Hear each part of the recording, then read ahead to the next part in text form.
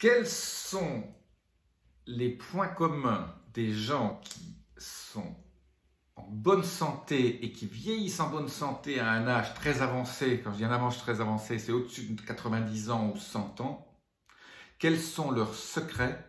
J'ai analysé quelques-uns de ces personnes qui vivent très très vieux et qui sont encore en vie, en parfaite santé.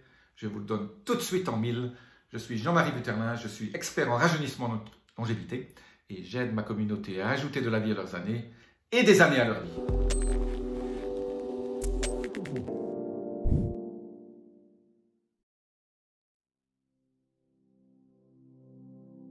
Alors, chaque fois que je rencontre ou que je parle à des gens qui ont 30, 40 ans de plus que moi et qui ont bien passé 100 ans déjà depuis un bout de temps, et il y a des centenaires partout, je suis toujours fasciné par les gens qui ont au-dessus de 95 ou 100 ans et surtout de les voir en pleine forme. Alors, quels sont leurs points communs?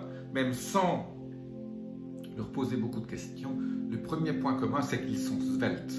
C'est qu'ils sont toujours, j'appelle ça sec comme une brique. Ils ont, on dirait qu'ils n'ont pas de graisse. Ils sont... j'ai rencontré une dame, voilà, qui a peut-être 1m70 l'autre jour, elle faisait peut-être 50 kg. 50 kg, 1m70. Tour de taille de guêpe, elle avait 95 ans.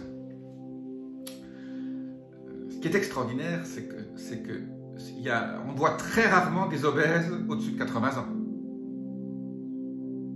Donc il semble quand même que l'obésité est un facteur. Quand vous avez un tour de taille au-dessus de la moitié de votre hauteur en taille, votre espérance de vie est très limitée après 80 ans. Et d'ailleurs, les études cliniques ont montré que votre tour de taille est prédicteur pratiquement de l'année de votre mort. Et donc, un des points communs de tous ces gens, quand vous regardez les gens qui meurent à 100 ans ou 110 ans, ces femmes, elles n'ont pas de tour de taille qui est supérieur à la moitié de leur taille en hauteur. Donc ça, c'est la première chose. La deuxième chose, c'est des gens qui sont ultra actifs. Je dirais même souvent hyper actifs. C'est des gens qui n'ont pas de problème de santé, qui marchent à 95 ans. Les gens montent les escaliers deux par deux. Ils n'ont pas de problème d'arthrose, n'ont pas de problème de maladie chronique. Donc là, les maladies chroniques, c'est quand même un gros problème. Et comme je dis souvent, les maladies chroniques, c'est lié à un problème inflammatoire chronique. Et donc, comme ces gens n'ont pas d'inflammation chronique, ils sont en pleine forme. La troisième chose que je remarque quand on leur parle ou quand on les observe, donc je dis qu'ils ont une vie trépidante, intense. Ils ont une vie sociale extrêmement importante. C'est-à-dire, c'est des gens qui ne restent pas chez eux une journée sans voir personne. C'est des gens qui sont actifs, soit dans des associations, soit ils ont encore un business, soit ils s'occupent du matin au soir. Ils sont actifs en faisant du sport, en voyant des gens. Ils ont un carnet pour obtenir un rendez-vous avec eux. Ils ouvrent leur carnet, ils disent bon, on se voit dans 2 mois parce que je suis complet.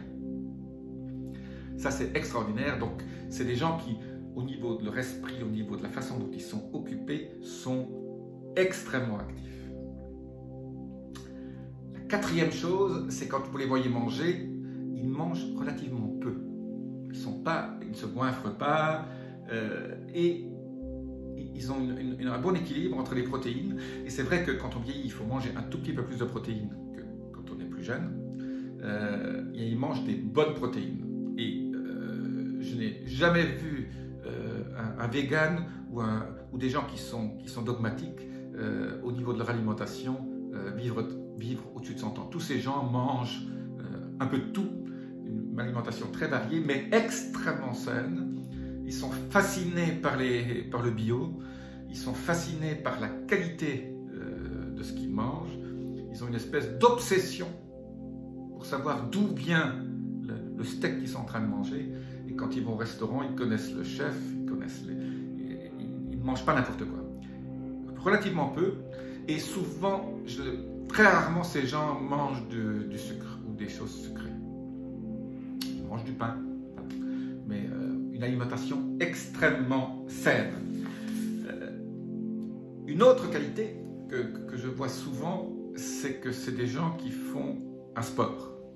Alors, ça peut être le golf, ça peut être la natation, ça peut être le vélo, mais c'est souvent un de ces trois sports. C'est des gens qui continuent à 90 ans à jouer au golf. J'ai joué l'autre jour au golf avec une personne qui avait 87 ans. J'ai eu du mal avec lui.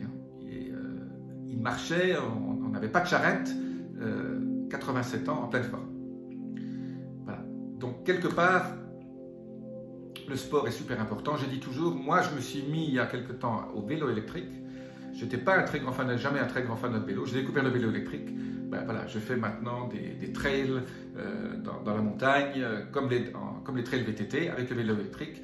Et j'avoue que j'utilise des muscles que je ne connaissais pas, qui me font mal. Donc, quelque part, ça m'a mis en route un certain nombre de processus au niveau de la masse musculaire que je trouve assez sympathique. Et alors en plus, on est dans la nature, donc on absorbe les ions négatifs de la nature. C'est absolument extraordinaire. Donc, toujours faire un sport.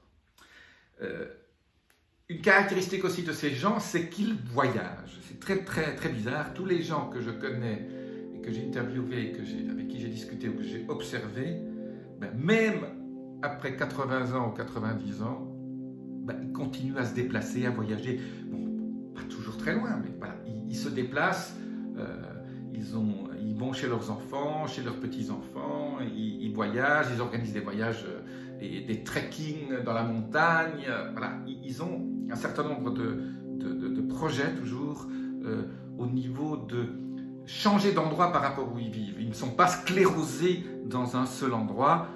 Ils se déplacent. Ils ont une vie intense au niveau des endroits où ils vivent. Ça, c'est quelque chose qui m'a assez étonné et qui me dit que quelque part, on dit toujours les voyages forment la jeunesse. C'est vrai qu'il ne faut pas rester toujours dans une forme de sclérose au niveau de son esprit par rapport où on se place. Donc voilà, comme quand on va en vacances, quand on va voir des amis, quand on est invité à droite, à gauche, pas tout, et rester quelques jours à un endroit, changer d'endroit, c'est quelque chose qui est assez, qui était un point commun de tous ces gens. La dernière chose dont je voulais vous parler aujourd'hui, c'est ces gens ont une espèce de discipline de vie. Voilà, ils sont focalisés sur des choses, sur des rituels. Ils ne savent peut-être même pas que c'est bien pour la santé, mais quand moi je le traduis, ce qu'ils font, il y a des espèces de rituels qui sont extrêmement bons pour la santé, qui ne savent peut-être même pas eux-mêmes. Alors, qu'est-ce que c'est que ces rituels? Voilà, ils sont focalisés, je parlais tout à l'heure du sport, voilà, ils se disent, je fais du sport, du vélo, et ils sortent tous les jours dans la nature. La nature pour eux est très importante, ils ne restent pas à l'intérieur, ils sortent, et la communion avec la nature est super importante. On s'est rendu compte que les gens qui marchent en forêt, qui marchent au bord de l'eau, qui marchent dans la nature, qui vont faire un tour, c'est extrêmement bénéfique pour la santé à beaucoup de niveaux. Ils respirent l'air pur, voilà. Ils ont ces espèces de rituels, ils ne savent pas très bien pourquoi, souvent, mais ils savent que ça leur fait du bien. Donc quelque part, ils sont motivés pour continuer à faire ces rituels que moi j'appelle des rituels santé, mais que souvent ils trouvent que ça leur fait du bien, et donc quelque part ils continuent à faire ça. Voilà les quelques conseils, c'est une synthèse d'un certain nombre de personnes que je connais et que j'ai étudiées, avec qui j'ai parlé ou que j'ai vu, et qui sont cette espèce de ciment qui font que c'est pas juste un détail, c'est l'ensemble de ces détails qui font qu'ils vivent vieux en bonne santé. Et d'ailleurs, si on compare ce que je viens de vous dire à toutes les études qui ont été faites dans les zones bleues. Dans le monde, les zones bleues, ce sont ces zones où on a des centenaires et des super centenaires. Ben, voilà, ça rejoint un peu ce que je viens de vous dire. Je vous dis à très bientôt. Si vous avez aimé cette vidéo, laissez-moi vos commentaires. Suivez même si vous ne suivez pas tous les conseils, hein, suivez-en quelques-uns, vous piquez un peu à droite à gauche. Mais l'important, c'est de prévenir les maladies chroniques.